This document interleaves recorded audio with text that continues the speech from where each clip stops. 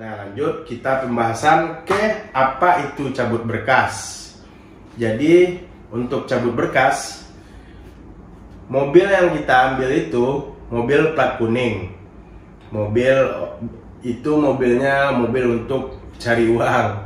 Mobil plat kuning yang bisa kita beli ke perusahaan, dan untuk merubah BPKB dari plat kuning ke plat hitam itu prosesnya sama kayak kita beli mobil baru, sekitaran paling lama mobil baru 4 bulan. Nah, kalau untuk cabut berkas itu prosesnya sama, dari plat kuning rubah riwayat ke plat hitam. Nah, jadi apa itu yang cabut berkas? Prosedurnya seperti ini. Dia harus keluar dari Samsat atau dari wilayah seri plat nomor mobil, seperti plat B berarti itu dari Samsat Jakarta. Nah, untuk kelengkapannya sering konsumen nanyain pada kita, "Bang, kita ambil mobil STNK-nya mana, Bang?" Kalau untuk mobil yang plat kuning itu nggak perlu, karena mobil pasti bakalan diganti plat hitam. Nah, seperti ini mobil udah terbit STNK-nya, walaupun STNK hilang, itu pas waktu kita cabut berkas, keseluruhan data-data mobil yang dari plat kuningnya itu semuanya ada lengkap di dokumen yang satu map ini. Nah, seperti ini STNK plat kuning. Ini hanya fungsinya untuk masuk ke Samsat daerah sesuai KTP konsumen.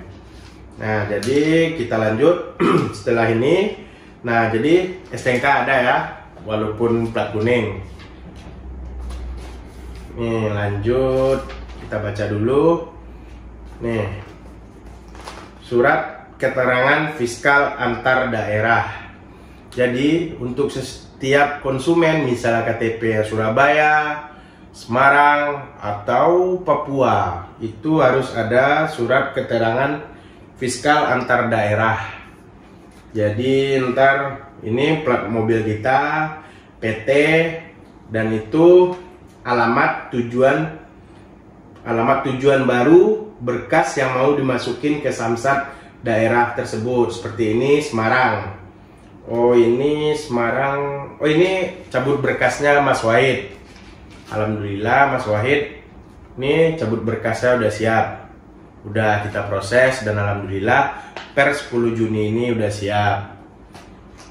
Nih, sekelas Mas Wahid, cabut berkasnya itu dari bulan Februari. Mas Wahid ngambil mobil bulan Februari, akhir ya, kalau nggak salah Februari. Ini baru siap. Ini yang cabut berkas ini semuanya konsumen yang pada belum tahu atau kurang paham apa itu cabut berkas. Ini dokumen semuanya sama BPKB ya. Tinggal diserahin ke Samsat daerah sesuai KTP yang kita ajuin untuk cabut berkasnya. Jadi konsumen tinggal kasih ke loket Samsat daerahnya. Ntar itu bakalan keluar dulu plat mobil sama STNK. Seperti Semarang itu mungkin kalau nggak salah platnya H. Itu plat H dan STNK baru. Udah atas nama KTP yang ngajuin cabut berkasnya. Nah, jadi seperti inilah map yang akan kita kasih ke Samsat. Ini untuk riwayat mobil. Ini checklist dari formulir permohonan STNK. Ini terbitnya dari Kepolisian Republik Indonesia. Nah, ini ada identitas kendaraan, dokumen registrasi pertama, identitas pemilik. Nah, lanjut sebelah. Nih, berita acara penerima dokumen Ranmor baru. Bukan mobil baru ya, cuman untuk nama ke daerah tujuan. Nih, dari kepolisian lagi. Jadi untuk memakan waktu lama itu, dia dari Dishub, habis itu dari Dishub ke kepolisian, seperti ini dari Direktorat Lalu Lintas. Berita acara pemeriksaan fisik kendaraan. Jadi itu berkas-berkas, surat-suratnya dibawa juga, dicek keaslian BPKB ya. Dan nomor mesin dan nomor rangka seperti ini. Lanjut, ini Dirjen Bea Cukai dan Pajak. Oh, ini dari pihak pajak dan Dishub. Ya. Lanjut, ini faktur mobil dicek from A. Jadi from A itu mobil dinyatakan layak dan itu proses suratnya udah ada data riwayatnya di kepolisian. Ini faktur asli Jenderal Pajak bagian BBN dan seterusnya. Nah, ini dia yang mungkin terkendala untuk semua penjual mobil ekstaksi yang khususnya plat kuning. Itu kita biasanya yang paling lama nunggu itu di Dinas Perhubungan. Keputusan Kepala Dinas Perhubungan DKI Jakarta. Nih, penetapan status kendaraan bermotor umum Kepala Dinas Perhubungan Provinsi DKI Jakarta. Jadi itu perlu memakan waktu, ada yang sebulan, 2 bulan, 3 bulan, dan ada yang kejadian seperti yang kita alamin, itu ada yang 6 bulan, ada yang 7 bulan. Tergantung ini terbit. Karena plat kuning wajib ada rekomendasi. Nah, seperti ini. Membaca, menimbang, mengingat ada undang-undangnya, menetapkan dan memutuskan status kendaraan bermotor tersebut di bawah ini merek Toyota Etios terlampir 246 KND, tahun pembuatan 2013, jenis taksi, dan ini nomor rangka, nomor mesin terlampir keseluruhannya. Ini atas nama PT Semesta, alamat wabah badan usaha, dan itu ditandatanganin dan disetujuin untuk bisa cabut berkas untuk didaftarkan ke Samsat. Nah, ini lanjut, ini masih seputaran rekom dari Dishub. Lampiran keputusan Kepala Dinas Perhubungan Provinsi DKI Jakarta tentang penetapan status kendaraan bermotor umum PT Semesta. Ini ada sekitaran 38 unit, 38 Etios itu yang diproses surat cabut berkasnya, rekom untuk penghitaman. Seperti ini dan seperti ini. Tadi itu udah di 38 unit. Lanjut, ini 76 unit. Sampai 114 unit rekom yang diterbitkan. Makanya itu memerlukan waktu yang cukup lama.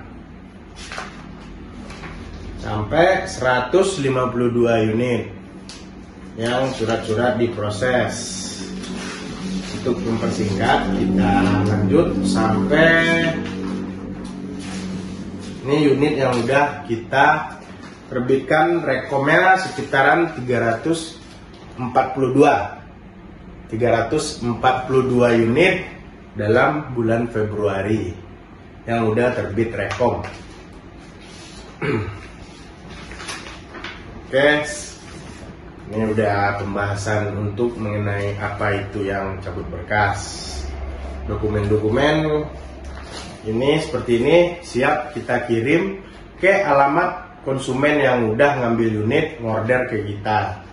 Nanti ini berkas kita packing dan kita kirim via JNE atau Tiki, itu kita kirim. Untuk yang bagian wilayah Sumatera, Jawa itu paling lama pengirimannya sekitaran 2 hari. Dan kita setiap pengiriman berkas kita kasih asuransi. untuk menghindari terjadinya yang tidak-tidak. Ini ada juga yang tadi berkas Etios. Kalau ini Vios Limo.